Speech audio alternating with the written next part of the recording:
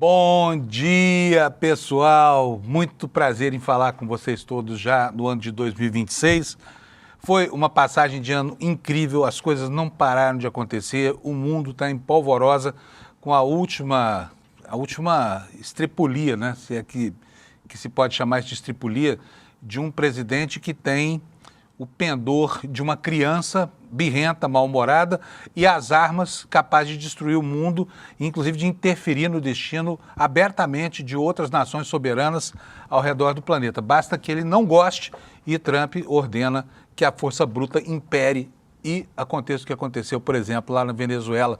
Agora há uma ameaça que se espraia por outros continentes. Então, antes de começar a falar sobre essa sucessão de eventos que ocorreram do Natal para cá, eu quero desejar para você um 2026 maravilhoso. Já antecipando que vai ser um ano muito difícil para todo mundo, porque vai ser ano eleitoral aqui no Brasil, né? Nós temos as eleições de meio de mandato lá nos Estados Unidos e o clima da geopolítica global está pegando fogo, com o foco da extrema-direita nas nações democráticas que ainda resistem, né, às incursões como essa que aconteceu na Venezuela, que demonstra o desprezo dessa gente pela autodeterminação dos povos, né?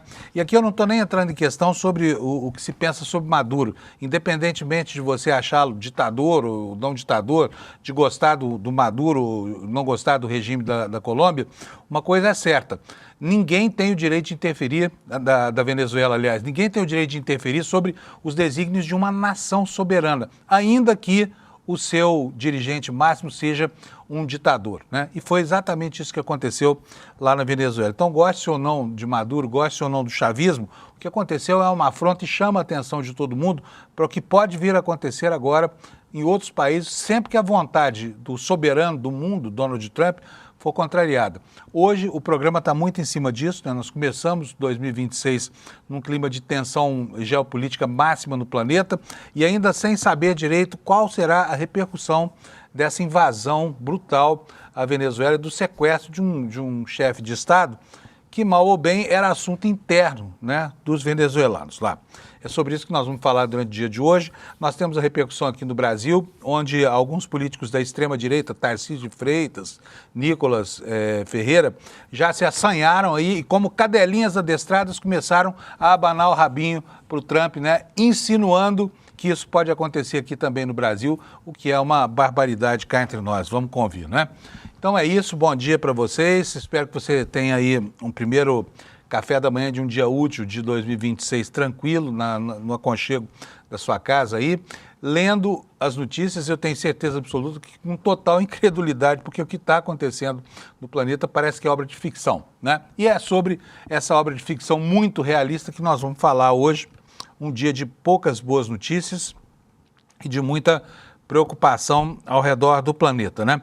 A começar pelas reações lá dentro da Venezuela, porque você já sabe, a Delcy Rodrigues, que é a vice-presidente constitucional do país, foi, por determinação da Suprema Corte, empossada na presidência de maneira interina e ela começou a sua gestão com um discurso dúbio, né? Acendendo uma vela para o Deus da opinião pública, esculhambando com a atitude do Trump, e outra para o diabo, conclamando os Estados Unidos a atuarem em parceria com a Venezuela, como se fosse possível uma parceria.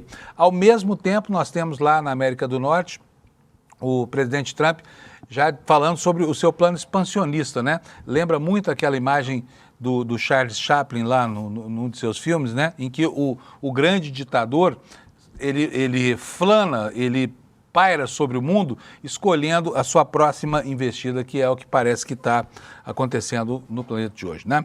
No planeta Terra desse ano de 2026. Então é isso aí. Vou começar hoje aqui para vocês, primeiro dizendo que eu tenho o Alex de volta. Deixa eu mudar de câmera aqui. Alex, bom dia. E o Alex chegou aqui totalmente retrofitado, viu, gente? Cadê o Alex? Alex, mostra seu cabelo aí pra galera. Bom dia e feliz ano novo pra você. Que história. O Alex chegou aqui meio ruivo hoje. O que aconteceu com você no Réveillon, Alex? Bom dia a todos, bom dia, Panuso, dia. como você está? Feliz 2026. Pra Não nós. estava aqui no final de 2025, porque peguei aquela conjuntivite e fiquei 2 semanas afastadas. Então, Panuso, eu não sei o que é, mas eu acho que é que eu raspei aqui o cabelo, mas eu não fiz nenhum procedimento estético. Eu sei que eu voltei mais bonito aqui É das lindo. férias, mas eu não fiz nada esteticamente não, Panuso. Não pintou o cabelo nem nada? Mas Nem tá nada. com um dourado, assim. É que não dá pra ver na imagem, que a imagem tá pequenininha, mas acreditem que ele tá com a cor dourada, assim, no cabelo. Não entendi muito bem, não, mas deve ser reflexo do carnaval.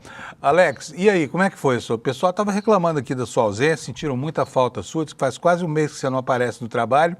Tinha gente até pedindo para descontar o seu dia de serviço hoje. Eu falo que não, isso Sim. não.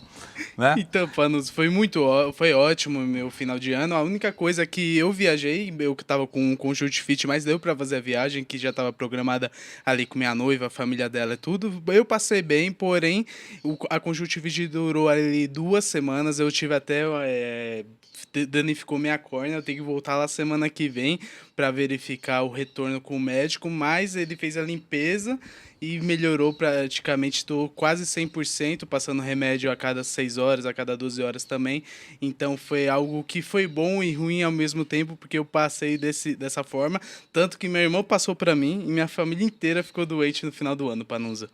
Foi muito bom que aqui no ICL ninguém ficou doente, né? Você avisou em dia. Sim. A gente se salvou dessa conjuntivite horrorosa, que quase comeu o olho do Alex. Alex, Sim. Deixa eu te perguntar uma coisa. Com esse Fla-Flu no mundo, nós temos alguma coisa importante do futebol do Brasil para comentar nessa virada de ano?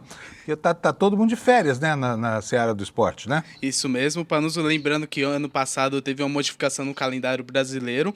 Vai começar no dia 11, se eu não me engano, o Campeonato Paulista e vai começar também os regionais. Então, por enquanto, a gente não vai ter muita notícia no mundo do futebol. Tem a copinha que a gente consegue analisar os jogos e trazer aqui os resultados, porém ali no mês de janeiro é um pouco mais calmo e tudo tranquilo. E Panuso, eu não posso deixar de dar o parabéns pro Anderson, que foi campeão da Copa do Brasil ano passado, todos os corintianos. Eu não estava aqui presente, mas eu estou em 2026, não serei mais clubista aqui no Desperta, Panuso. Por quê? Abandonou o Palmeiras? Não, o Palmeiras eu nunca abandonarei, mas serei 100% imparcial, Panuso. Bom, quero ver, hein? Olha, promessa é dívida, hein, Alex? Depois não dá conta de cumprir, o pessoal vai cobrar aí, tá?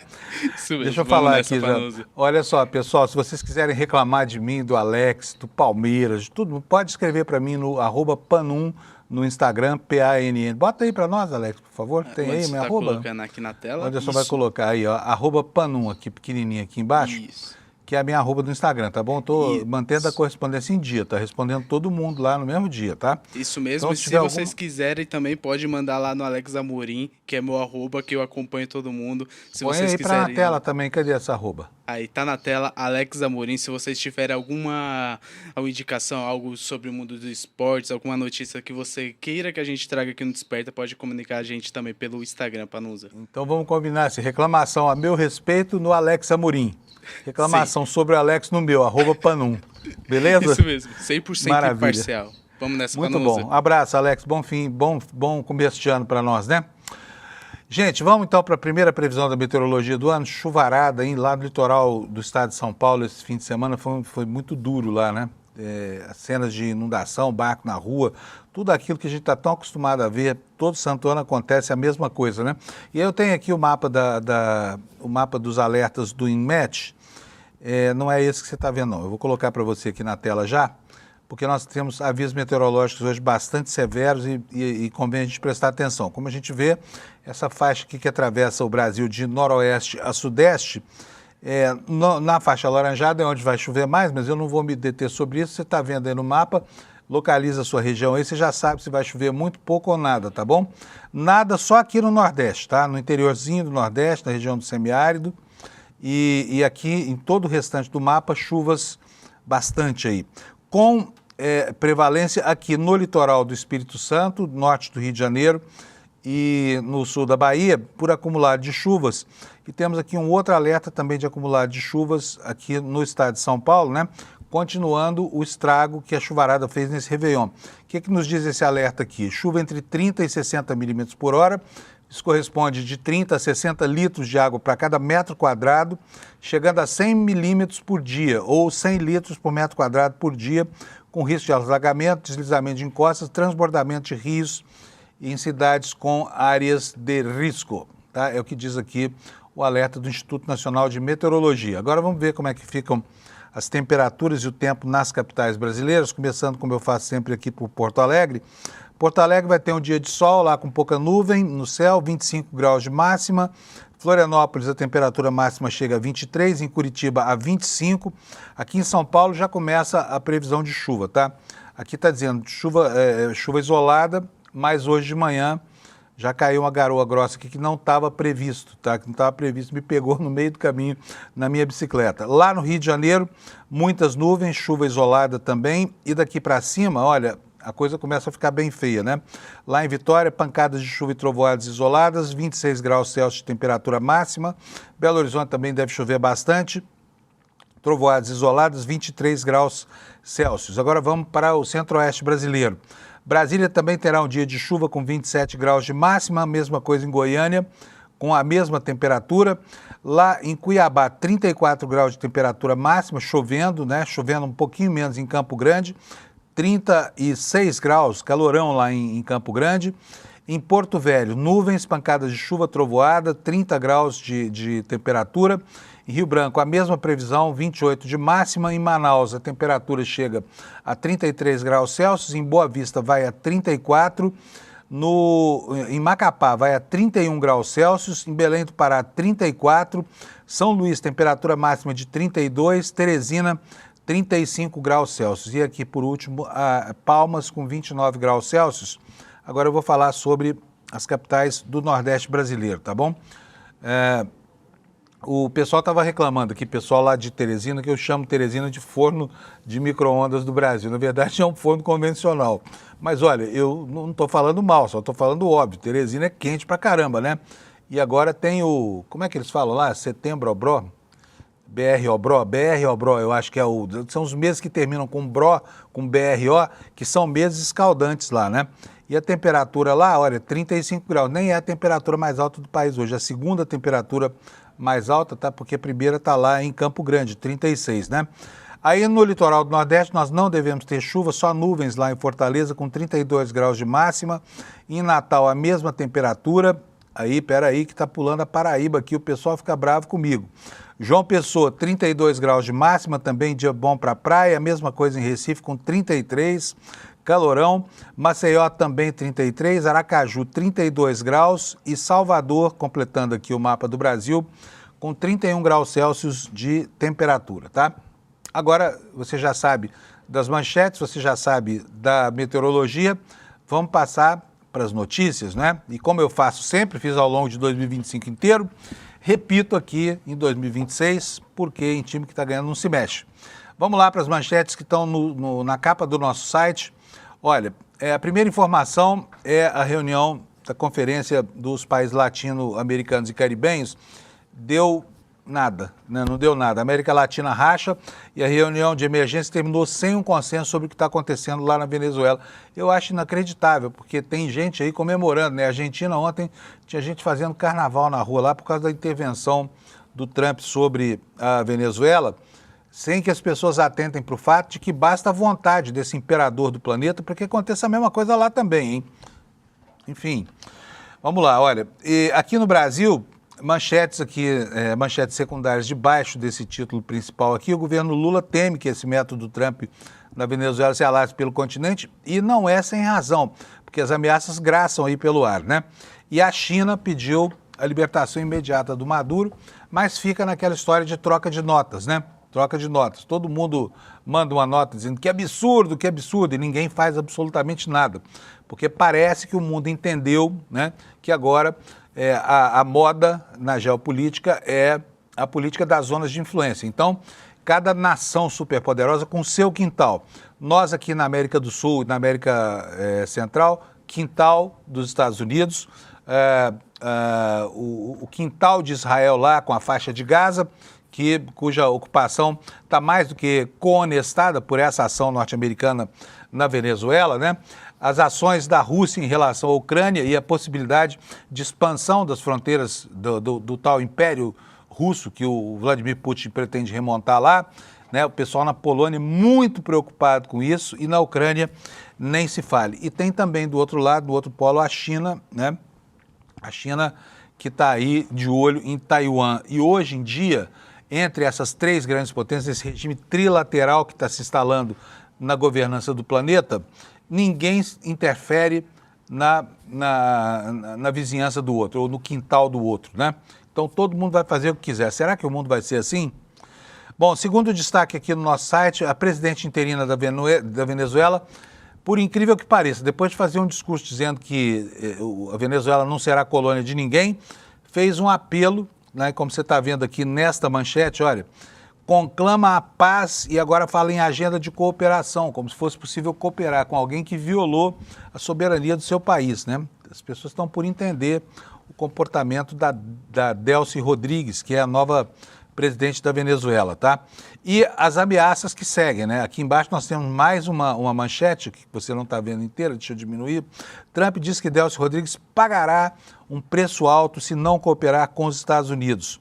E temos também o ex-ministro Celso de Mello, que hoje é uma espécie de porto seguro da lucidez no Brasil, né? Em mais um artigo espetacular que está publicado aqui no site do ICL, está em vários sites também, mostrando para nós qual é a gravidade, o que significa essa ação do Trump. Eu vou colocar aqui para vocês, olha, um trechinho do que ele falou, tá? Depois vocês veem aí, tem no nosso site, tem aqui no HJUR, que é esse aqui que eu estou pegando. Você pode ler aqui a opinião absolutamente coerente e o texto brilhante do ex-ministro Celso de Mello, né? Que cada dia mais se firma como uma espécie de alter ego da consciência política do Brasil. Ele diz o seguinte: essa conduta do governo Trump ordenando o sequestro internacional do chefe de Estado de um país soberano resulta da sua política externa controversa e atípica, caracterizada por especial ênfase na doutrina de segurança nacional dos Estados Unidos, no isolamento, no nacionalismo econômico, em negociações bilaterais e no personalismo egocêntrico e autoritário de seu presidente, o que permite ajustá-la a aspectos que autorizam reconhecimento quanto a Trump de certos paralelos históricos, e aqui ele compara as ações imperialistas e colonialistas dos Estados Unidos ao longo, né, do último século.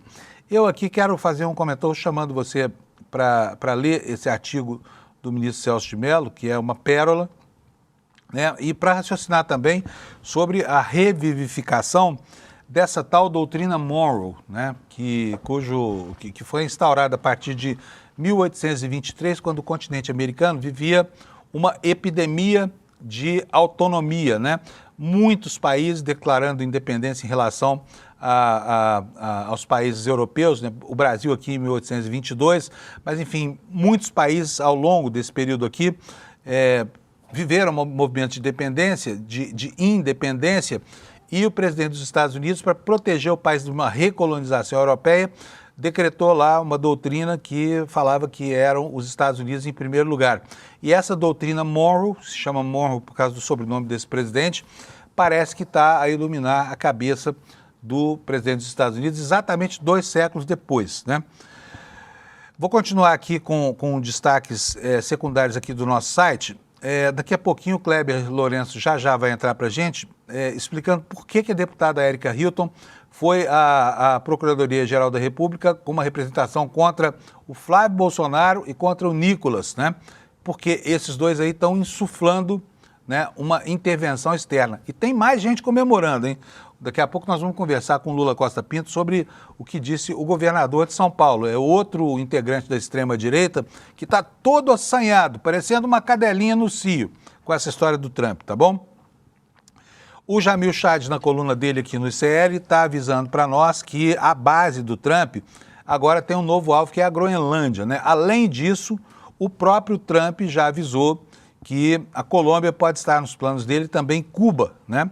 Inclusive, hoje ele foi tão mal educado, chamou a Venezuela de país morto, né? Enquanto isso, no campo das reações, o Brasil e outros 5 países assinaram o mesmo documento, alertando para esse precedente perigosíssimo para a paz mundial e o equilíbrio entre as nações, né? E, por último, o último destaque, a Gleisi critica o Tarcísio por apoiar os ataques dos Estados Unidos à Venezuela. Deixa eu chamar o Kleber Lourenço. Kleber Lourenço está aí, Alex? Se tiver, já bota o Kleber para mim na tela, por favor, para a gente conversar com o Kleber aqui, porque nós vamos... Oi, Kleber, bom dia. Feliz ano novo, companheiro. Tudo bem? Tudo ótimo, feliz ano novo também, Panunzio, e feliz ano novo à nossa comunidade, né? Isso. Como é que foi o seu plantão? Foi tranquilo? Descansou bastante, Kleber? Olha, a gente descansa na medida do possível, né? Como sempre, acho que é o meu mantra principal, no Brasil nós não morremos de tédio, Panunzio. Nós jornalistas morremos de cansaço, né? De estresse. Você dorme, acorda, Bolsonaro vai preso. Aí você dorme de novo, acorda, o ministro está na final da Copa Libertadores, lá no avião do lobista e do advogado. Aí tem dorme, outro que foge, o cara, o chefe da PRF foge, aí assim vão se sucedendo as coisas. Olha, eu não quero mais folga, tá? De Natal e Ano Novo. Fui falar com a Elga, minha chefe, para me dispensar dessas folgas, porque a gente trabalha mais nas folgas do que quando não está de folga. Não é verdade? Totalmente. Kleber, bom, vamos lá. O Kleber hoje está com uma matéria aqui no ICL, eu mostrei para vocês, sobre uma ação. Está aqui, olha. Deputado aciona PGR contra Flávio Bolsonaro e Nicolas, porque estão incitando a intervenção. Meu, é inacreditável. Esses caras estão chamando o Trump para intervir no Brasil, porque não tem competência para ganhar uma eleição. Kleber, conta para nós o que é isso e o que foi que a Erika Hilton fez a respeito, por favor. Exatamente, Panunzio. Então, desde que a gente teve toda aquela situação na Venezuela com o sequestro do presidente Nicolás Maduro e a invasão do país, a extrema-direita decidiu fazer uma verdadeira série de troças e provocações nas redes sociais e até então passaria batido, afinal de contas, se fossem pessoas comuns, cidadãos ali, sem poder e sem serem eleitos pelo Estado, porque no caso de Nicolas e Flávio Bolsonaro, no caso, um deputado e um senador, o caso se torna muito mais grave, né? São representantes do Estado brasileiro defendendo veladamente, Panunzio, intervenção estrangeira e todo tipo de absurdo, inclusive de forma totalmente irresponsável. Flávio Bolsonaro e Nicolas Ferreira, por exemplo, em seguidos posts, começaram a sugerir de que Nicolás Maduro iria delatar o presidente Lula por alguma coisa que sabe-se lá o que é que seja, sem qualquer base factual. E aí um dos posts do Flávio, inclusive, que é bem interessante, Panunzio, Lula será delatado. Não fala pelo quê, quando, como, onde, o que seria, mas fala isso. E o Nicolas Ferreira vai pelo mesmo caminho, de falar Lula será delatado. E aí ficam incitando esse tipo de coisa. O Nicolas chegou ali a sugerir que Lula também poderia ser preso. Enfim, mais uma série de demonstrações desses expoentes da extrema-direita brasileira de total vassalagem e submissão aos Estados Unidos, Panunzio. Deixa eu só mostrar aqui, vou pedir pro Alex botar na tela pra gente alguns dos posts aqui. Esse aí do Flávio Bolsonaro, Lula será delatado. O Flávio Bolsonaro não se conforma, né? Candidato a presidente representando a ala neonazista da opinião pública brasileira, que não é pequena, né? Mas está aí assustando a opinião pública com uma série de mentiras. Ele fala aqui, ó, Lula será delatado. É o fim do Foro de São Paulo. Ele não fala do CEPAC, né? Que é o Foro de São Paulo elevado a -1, né? Na acepção deles aqui. Tráfico internacional de drogas e armas, lavagem de dinheiro, suporte a terroristas e ditaduras, eleições fraudadas. De onde que esse cara tira isso? Tanta bobagem assim. Vamos ver o Nicolas agora aqui, olha. O Nicolas dizendo aí, olha, tentei avisar para o Trump, tem mais um para levar. Pode alguém vassalo a esse ponto? Pois esse moleque, Nicolas Ferreira, é um sujeito que talvez não tenha tido tempo ainda de aprender minimamente o que é o comportamento histórico de uma nação e alguns valores, né, que parece que no universo deles não está em voga, mas um deles é da soberania e da autodeterminação, pois são valores que estão lá nos fundamentos da ONU, que, aliás, uma entidade que pouco dela se ouviu falar durante esse processo todo, né? Mas, enfim, olha só o atrevimento do Nicolas. Primeiro post, aí à esquerda de tudo. Eu tentando avisar para o Trump que tem mais um para ele levar. Aí faz uma fotomontagem aqui com o pessoal do DEA, os militares americanos, levando o Lula num aviãozinho, né? E aí escreve assim, olha, no tweet que está mais aí, no story, na verdade, porque isso aqui está no Instagram. Diz o seguinte: nunca vi tantos estrangeiros preocupados com petróleo venezuelano. Antes ninguém se importava, não se importava quando russos, chineses, iranianos, cubanos os saqueavam. Nem se importavam com 27 anos de massacres, torturas e assassinatos. Mas agora, de repente, o petróleo virou uma causa nobre. Só recomendo uma coisa. Pode falar. Dá uma olhadinha ali embaixo, ó, tem uma divulgação de uma casa de apostas no post do Nicolas Ferreira, que isso é ainda mais absurdo. Bota aqui, eu não tinha reparado nisso não. Bota de novo no quadro aqui meu slide, eu vou botar na tela cheia aqui. Mas realmente, olha aqui, ó, Games, né? O que é isso aqui? É uma casa Seven de Games apostas. Bet BR. Nem sei se essa espelunca aqui é legal ou se não é legal, se está legalizado ou não. Nunca ouvi falar, porque eu não entendo nada de bet, de aposta. Mas está patrocinando o Instagram do deputado, é isso? Não sei, assim, a única constatação que eu bati de cara ali é que o post do deputado tem uma divulgação de uma casa de apostas, assim, dentro de tudo que tem de mais surreal no entorno desse deputado, né, Panunzio? E aí, só para nossa audiência, então, ficar ali alinhada com a gente, então, a deputada federal Erika Hilton entrou com essa representação. Nesta segunda-feira eu recebi ali a peça feita pela equipe da deputada com exclusividade, ali a gente está dando para vocês agora em primeira mão essa informação, e coloca ali e representa contra os deputados pelos crimes de golpe de Estado e também apologia ao crime, tanto que estão representados nos artigos, respectivamente, 359-M do Código Penal e também no artigo 287 do Código Penal, também, Panunzio. Então, são esses os crimes ali que a deputada vem apontando com as atitudes desses dois parlamentares. Pois é. Tomara que tenha alguma consequência, né? Embora não se possa perseguir ninguém por opinião, por crime de opinião, porque no final de contas vivemos uma democracia, mas é um assinte, é uma afronta alguém ficar ameaçando as nossas instituições aqui com a violência desse regime de força bruta aí inaugurado pelo Trump no mundo, né? Isso vai longe, mesmo. hein? Né? Vai. E a deputada, Panunzio, inclusive, ela ressalta que essas publicações não se enquadram na questão de liberdade de expressão ou qualquer outro tipo de subterfúgio que eles possam utilizar ali para tentar fugir dessas alegações. Ela deixa de forma muito clara, principalmente por serem parlamentares eleitos com votos dos brasileiros e serem representantes do Estado brasileiro, esses posts configuram crimes. Pois é, precisamos lembrar aqui, né, Kleber, que é uma insanidade tão grande dessa gente apoiar um movimento intervencionista desse, colonialista, porque não é nem imperialista, é colonialista. É isso que o Trump quer instalar aqui no continente sul-americano, como se de fato fosse o quintal dele. Mas no mundo inteiro, inclusive a direita condenou essa história, tá bom?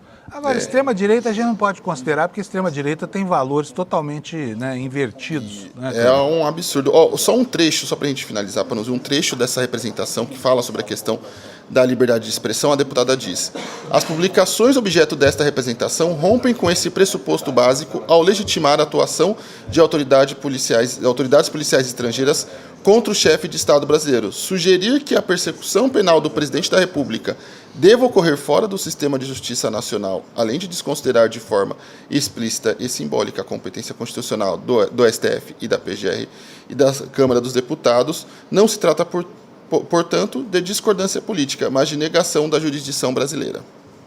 Muito bom. Beleza, Cléber, tá dito, tá avisado aqui. Obrigado pela informação em primeira mão, tá? E feliz 2026 para nós. Vamos estar juntos aqui nesses próximos 360... Quantos? 360 dias, já que hoje é dia 5, né? Um abraço, Kleber. Valeu, viu? Abraço, Panunzio. Tchau, tchau. Até. Gente, vou mostrar para vocês aqui, o Brasil e mais 5 países assinaram um documento condenando essa ação de força brutal dos Estados Unidos sobre a autonomia da Venezuela. Vou mostrar para vocês aqui a nota, quero ler para vocês. Já nós teremos o Lula Costa Pinto aqui para falar sobre outros assuntos correlatos, tá? A nota diz o seguinte, olha, é uma nota assinada por 5 países, tá? Os governos do Brasil, México, Chile, Colômbia, Uruguai e Espanha, diante da gravidade dos fatos ocorridos na Venezuela e reafirmando seu apego aos princípios consagrados na Carta das Nações, expressam de forma conjunta as seguintes posições. 1.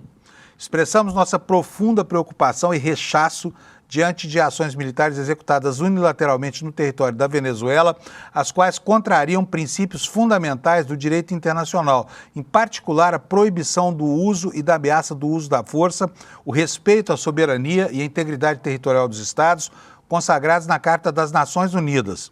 Tais ações constituem um precedente extremamente perigoso para a paz e a segurança regionais e para a ordem internacional baseada em normas, além de colocar em risco a população civil. 2. Reiteramos que a situação na Venezuela deve ser resolvida exclusivamente por meios pacíficos, por meio do diálogo, da negociação e do respeito à vontade do povo venezuelano em todas as suas expressões, sem ingerências externas e em conformidade com o direito internacional. Reafirmamos que apenas um processo político inclusivo, liderado pelas venezuelanas e pelos venezuelanos, pode conduzir a uma solução democrática, sustentável e respeitosa da dignidade humana. 3. Reafirmamos o caráter da América Latina e do Caribe como zona de paz, construída sobre o respeito mútuo, a solução pacífica das controvérsias e a não intervenção. E fazemos um apelo à unidade regional para além das diferenças políticas diante de qualquer ação que coloque em risco a estabilidade regional. Da mesma forma, exortamos as Nações Unidas e os mecanismos multilaterais pertinentes a fazer uso de seus bons ofícios para contribuir para a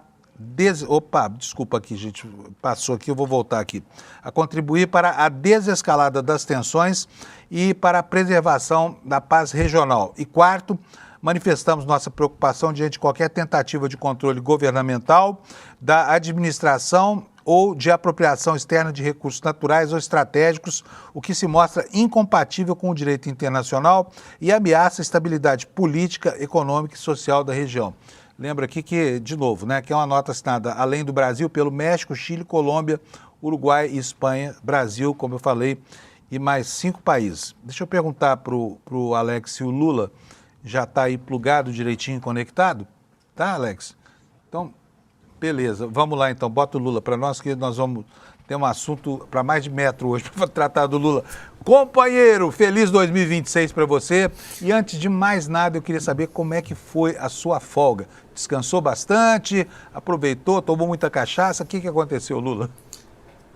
Bom dia, Fábio. Bom dia quem nos assiste, quem nos ouve, né? Olha, foi uma folga curta, mas restaurativa, naquelas áreas que nós chamamos o sul de Pernambuco, que se estende até o início do Espírito Santo, englobando toda a Bahia, né?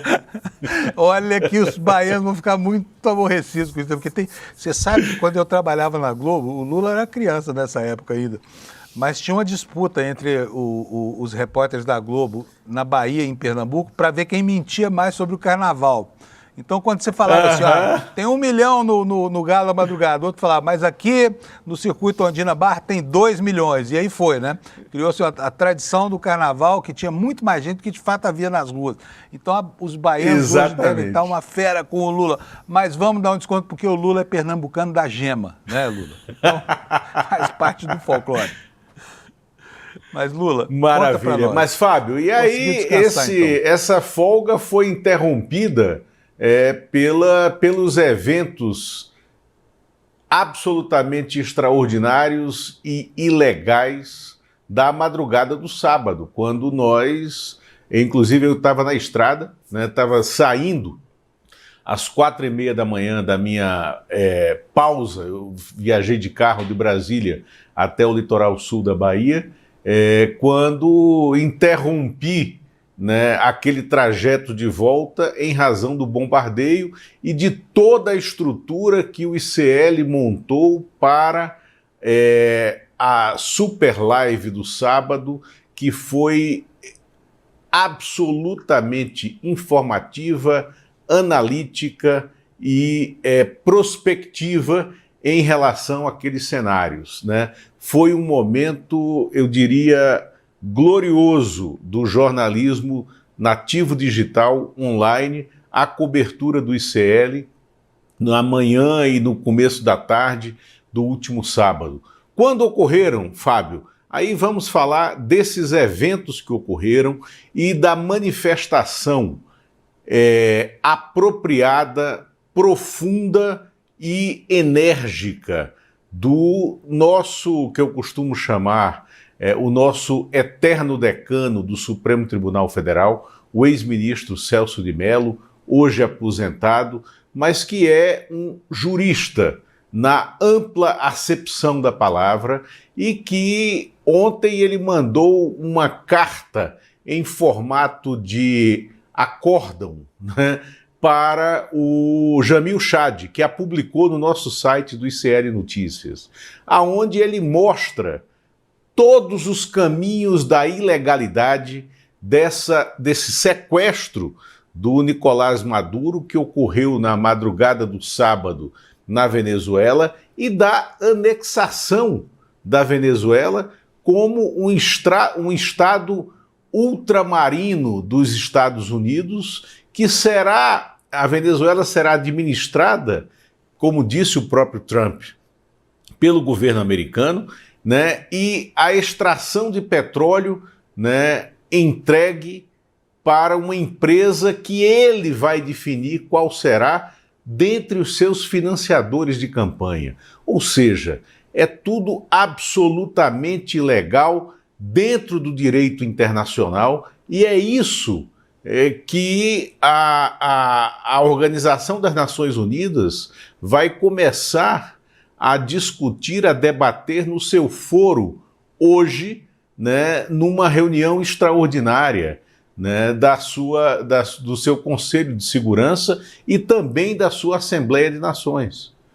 Porque tudo o que aconteceu desde sábado é ilegal, é impossível de ser aceito pelo mundo livre e independente, né, como nós vimos nessa manifestação do Brasil e de alguns países latino-americanos. A América Latina está dividida, né, na repercussão e na reação a esse cenário intervencionista americano, né? Isso é muito ruim, porque o que aconteceu foi inédito, novo, perigoso, e ontem à noite o presidente Donald Trump começou a lançar ameaças na direção da Colômbia, né, e também já sugeriu que pode fazer algum ato intervencionista em direção a Cuba, né? E ele já tem essa tensão, como você mostrou aqui, em relação à Groenlândia, onde há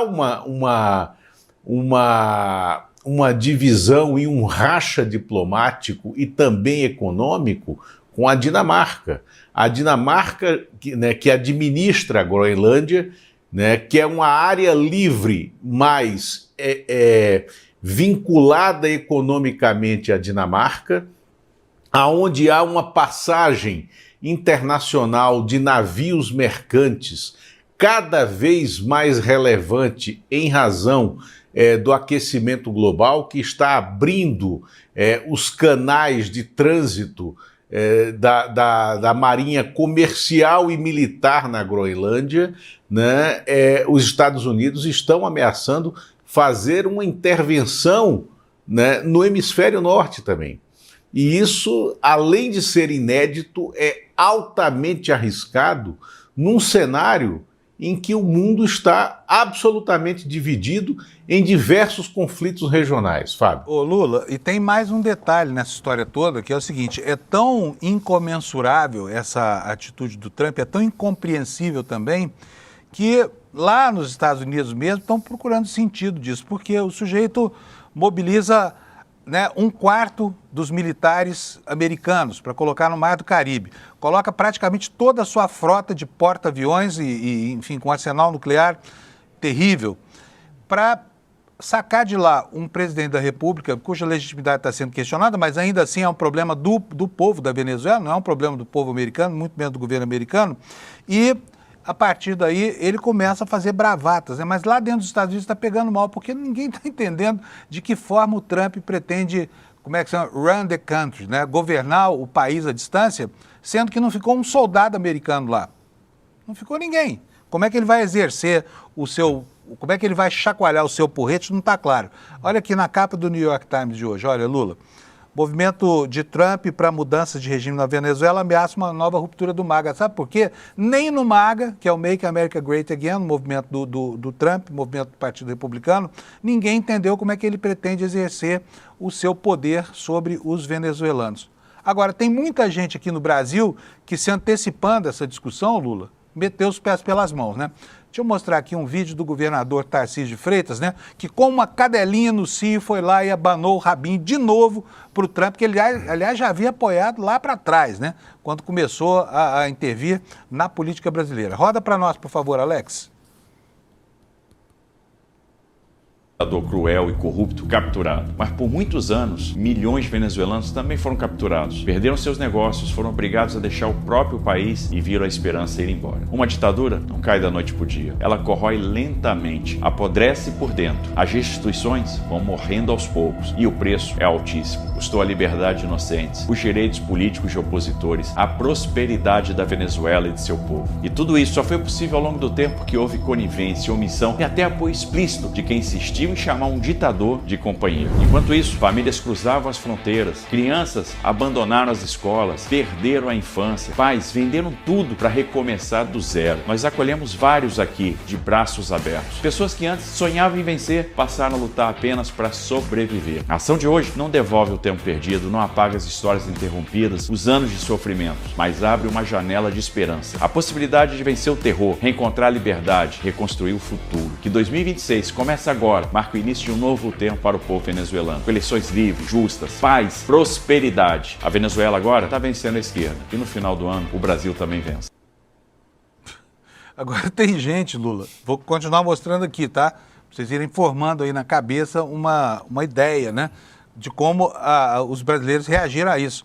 Não vou nem mostrar o pessoal da esquerda, porque todo mundo sabe que a condenação é enfiar a voz corrente.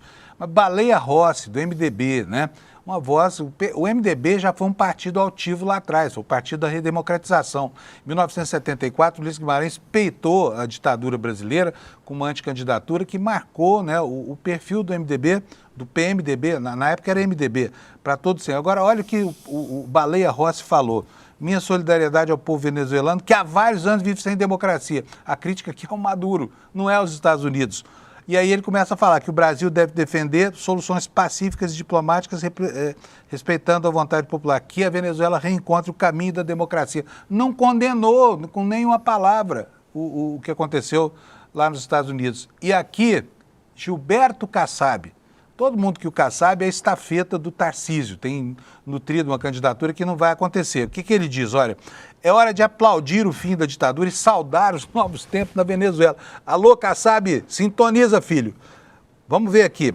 E que a partir de agora prevaleça a democracia nesse país, o que é fundamental para o equilíbrio político, social e econômico. Somente numa democracia que os líderes são escolhidos de forma justa e transparente, com liberdade de expressão e reunião e se respeitam as liberdades individuais. E é a democracia que promove o desenvolvimento econômico, criando um ambiente estável e atraente. Aí continua aqui, não sei nem se eu devo ler o restante, acho que não vou ler não, mas é incrível ver o Kassab abanando o rabinho também como cachorrinho no cio para o Donald Trump. Fala, Lula. Fábio, é surpresa para ninguém essa manifestação do Tarcísio de Freitas, que inclusive foi uma manifestação, um vídeo produzido, um vídeo com produção de marqueteiro. O marqueteiro do Tarcísio de Freitas é argentino, era da equipe que produziu o Milei. Esse desastre não só ideológico e econômico, mas, sobretudo, um desastre social. E o Tarcísio é essa geleia ideológica, moral, essa geleia de propostas e de projetos, e, inclusive, é um candidato a própria reeleição, a tentativa de reeleição como governador de São Paulo, porque ele está cada vez mais fora do cenário nacional e colocado à margem desse processo nacional pelo Flávio Bolsonaro. O que me surpreende nessas manifestações, Fábio, é a posição de Gilberto Kassab.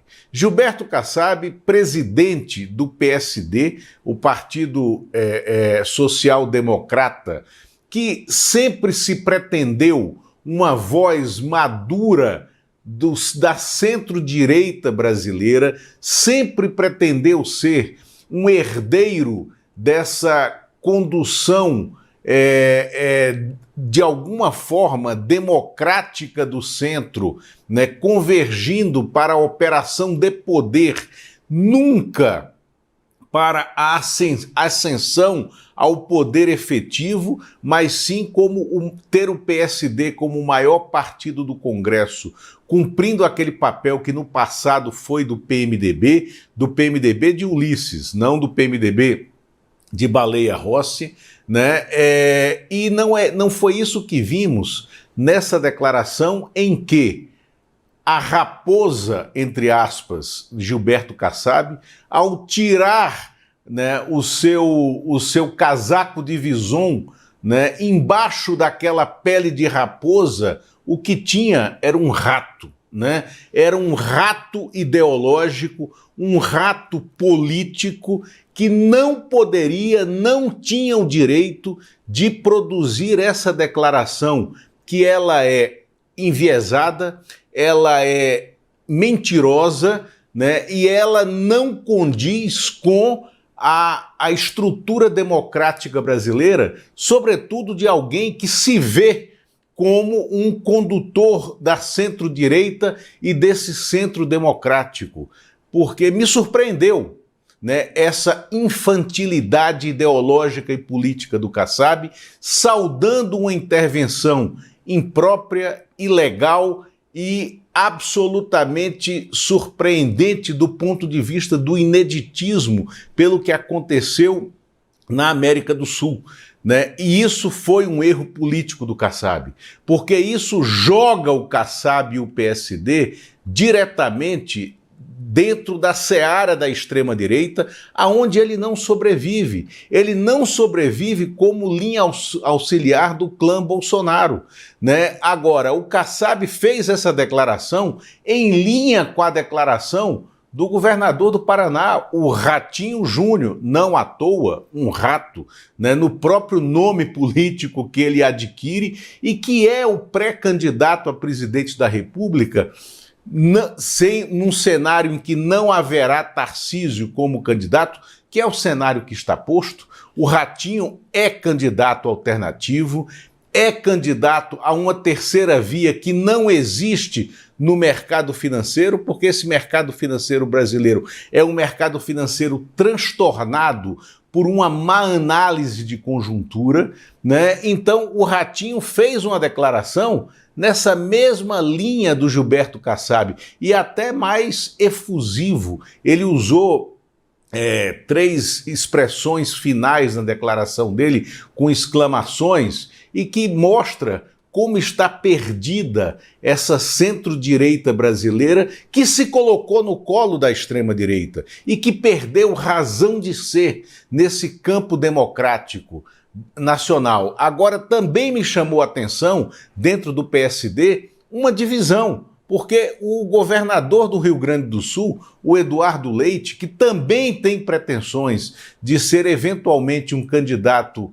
ou a presidente ou a vice, e não será, né? O Eduardo Leite fez uma declaração condenando a ação norte-americana e levantando preocupações razoáveis em relação a essa intervenção da maneira como foi feita. E a governadora de Pernambuco, que também é do PSD, Raquel Lira, se isentou de comentar. Não, ela ignorou esse cenário externo porque ela está perplexa com essa estratégia do presidente do PSD, Gilberto Kassab, de celebrar essa intervenção imprópria. Então, o maior partido da centro-direita está neste momento dividido e essa divisão se dá a partir de uma declaração mal feita, impensada, ridícula do seu presidente Gilberto Kassab, que despiu, né, a sua pele de lobo, de raposa da política, e sob essa pelagem surgiu o rato ideológico efetivo que ele é. Gilberto Kassab vai pagar um preço alto por essa declaração. Lula, agora, não está no nosso roteiro, não está combinado, mas o Lula talvez seja hoje a melhor fonte sobre esse assunto. Eu queria abusar dos conhecimentos do Lula sobre isso, porque esse fato na Venezuela não pode obscurecer o que está acontecendo aqui no Brasil. Nós temos aqui no Brasil um processo de apropriação do Estado brasileiro por marginais de baixo calibre, entendeu? Que são esses caras do Banco Master e Companhia Limitada. E não é uma quadrilha pequena, não. Envolve 2 presidentes de partido, pelo menos 3 governadores, ministros do Supremo, numa situação vexatória. E eu quero saber de você, Lula, o que a gente pode esperar desse começo de ano? Porque na véspera do Natal, o Toffoli se apressou, o Toffoli que estava lá no avião do advogado e do lobista do Banco Master, se apressou, chamou, decretou sigilo e tudo mais, e mandou fazer uma cariação estranha, porque não havia ainda nenhuma contradição no curso de um processo que sequer tinha começado. O que nós podemos esperar do Banco Master para esses primeiros dias de janeiro? Fábio, o colunista do jornal O Globo, Lauro Jardim, dá uma notícia que eu acho que não está correta em sua amplitude. Agora de manhã ele deu uma nota dizendo que o trade político em torno do Banco Master, que envolve esses governadores que você falou, e vamos nominá-los, Tarcísio de Freitas, Cláudio Castro e Ibanez Rocha, além do senador Ciro Nogueira, ex-ministro da Casa Civil do Jair Bolsonaro, do presidente, né, do União Brasil, Antônio Rueda. Esse é o núcleo duro, né, de atuação política, né, ao qual sempre recorreu o Daniel Vorcaro, o ex-banqueiro do falido, do quebrado, do banco sob intervenção, o banco liquidado, Banco Master. O Lauro Jardim disse que eles esperam a desintervenção do Master decretada pelo TCU nesse processo impróprio e ilegal que está sendo tocado pelo ministro do TCU, Jonathan de Jesus. O Jonathan de Jesus é ministro do TCU, egresso do PL, do Centrão, ele é pastor evangélico, né? E ele foi médico, o mais né? recente... Ele é médico, ele é médico, ele não é contabilista, não é contador, economista, não é nada, né? Não é, exatamente. Não é nada, e o TCU não tem instrumento legal para atuar em liquidação bancária quando a liquidação foi determinada por fraudes, como que foi determinado pelo Banco Master. Aí o Lauro Jardim diz que há uma possibilidade e há uma divisão dentro do TCU, né, a favor dessa visão do Jonathan de Jesus. Isso não existe. O TCU, o restante dos ministros do TCU, exceto Jorge Oliveira, que foi indicado por Jair Bolsonaro, que foi ministro indicado pelo Poder Executivo, né, na época do governo Jair Bolsonaro, esse fecha com o Jonathan de Jesus. Todo o resto é contra essa ação imprópria e já se preparou para reunir o plenário do TCU, mesmo durante o recesso, e impedir que uma liminar monocrática do Jonathan de Jesus, imprópria e ilegal, levante de qualquer forma a liquidação, o processo de liquidação, né, do Banco Master, que já está em curso e que está plenamente documentado diante de todas as fraudes. Então, esse alerta citado pelo colunista Lauro Jardim é, na verdade, uma manifestação dos spin doctors, né, da política, do trade político, ligados ao próprio Daniel Vorcaro, né? E hoje começa a ação de análise dos auditores do TCU, né, dentro do Banco Central, né, da papelada que levou à liquidação do Banco Master. E os auditores do TCU, que são profissionais, concursados, não são indicados pela política e que são muito mais fortes que os próprios, porque eles são o poder constituído, eles são os funcionários de Estado, são muito mais fortes que qualquer ministro, né? Eles irão perceber e eles irão acabar com essa ousadia, né, do ministro Jonathan de Jesus. Essa é a informação que eu tenho dentro do grupo de auditores do Tribunal de Contas da União, que é um grupo profissional e é uma carreira de Estado, né? Eles não irão compactuar com essa ação imprópria e ilegal do Jonathan de Jesus, contra o qual está posicionado também o plenário do tribunal. Agora, Fábio, eu quero falar sobre a semana política, que há uma data que a gente tem que ficar alerta e que ganhou um novo colorido e um novo contexto desde sábado, que é o 8 de janeiro, que será quinta-feira, o 8 de janeiro de 2026, né, que lembrará o 8 de janeiro de 2023, né, aqui no Brasil. O presidente Lula convocou um ato, uma grande manifestação política, não é uma grande manifestação com massa na rua, mas uma grande manifestação política, né, para a Praça dos Três Poderes. Provavelmente nesse 8 de janeiro, né, agora quinta-feira, será o dia em que o presidente Lula irá divulgar o veto àquela maluquice, né, do PL da dosimetria aprovado pelo Congresso Nacional. Ele vai vetar, né, liminarmente todas as alterações que beneficiam os presos, condenados e sentenciados pelo Supremo Tribunal Federal pela tentativa de golpe de Estado. E torna-se muito forte essa data e essa manifestação à luz do que ocorreu na Venezuela no sábado, porque é necessário que a gente faça um exercício de reflexão. E se, em 2022, o presidente americano fosse o Trump e não o Biden? E se, durante as tentativas de golpe e de fraude na eleição brasileira que foram tentadas, houvesse nos Estados Unidos uma estrutura de poder que compactuasse com isso que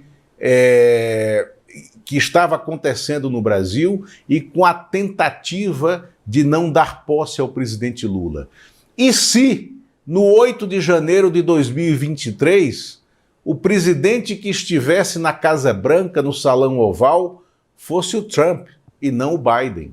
O Trump, que é, como nós vimos, absolutamente intervencionista, é uma personalidade que não liga para os organismos multilaterais de manutenção da paz, como ONU, OEA, como o Tribunal de Haia, né, e que promove ações de sequestro e extração de chefes de Estado ao arrepio das democracias internas e da liberdade de autodeterminação das nações, porque foi o que aconteceu na Venezuela. Então, esse 8 de janeiro de 2026, quinta-feira, na Praça dos Três Poderes, com as manifestações que o governo federal fará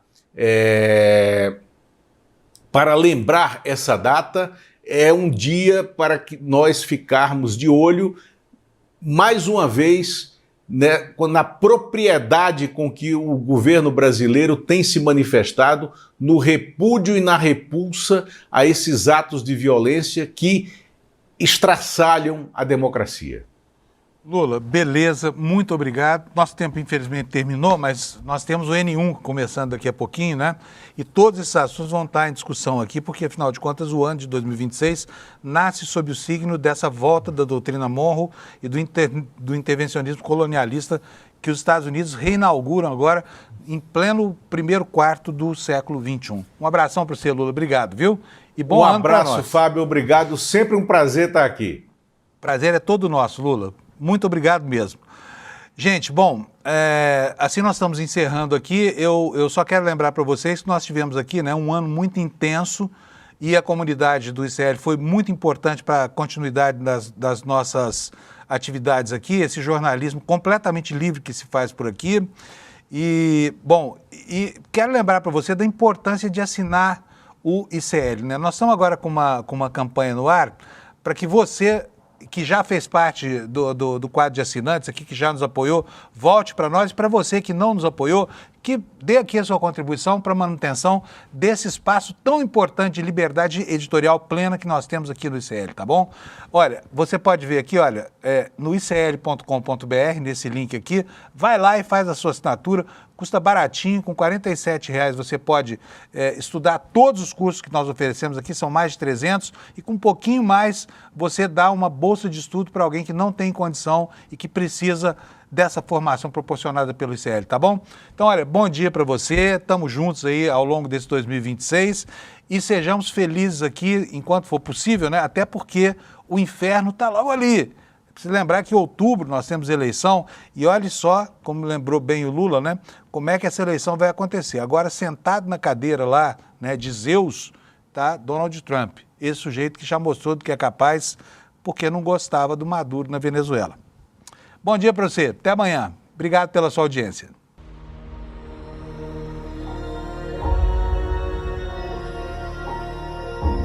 O ex-deputado federal Rubens Paiva estava em casa no Rio de Janeiro, junto com a família, quando um grupo de militares chegou e disse que o levaria. Nenhuma explicação específica foi dada. O Rubens foi levado diante de toda a apreensão da Eunice, a mulher dele, e dos filhos. Um outro grupo de militares ficou monitorando a família enquanto o ex-deputado era levado. Ele nunca mais foi visto com vida pela mulher e pelos filhos. Testemunhas viram quando Rubens Paiva entrou no DOI-CODE e depois ele foi torturado e morreu ainda dentro do quartel. Com toda a brutalidade possível, os militares ainda enterraram o corpo do Rubens Paiva de modo clandestino. Os restos mortais dele nunca foram sequer devolvidos para a família. E até hoje não se sabe ao certo o que eles fizeram com o corpo do Rubens Paiva. Depois de anos de investigação em 2014, o Ministério Público Federal denunciou 5 militares pelo assassinato do ex-deputado. Só que até hoje o caso ainda não foi julgado por causa de um recurso que está parado no Supremo Tribunal Federal. Como o corpo do Rubens Paiva nunca foi encontrado, o Ministério Público Federal argumenta que é um crime permanente e não pode ser anistiado, como já prevê a legislação internacional na área. Eu sou Juliana Dalpiva, colunista do ICL, e convido você para conhecer os detalhes dessa história junto com o Marcelo e a Vera, 2 dos filhos do Rubens Paiva.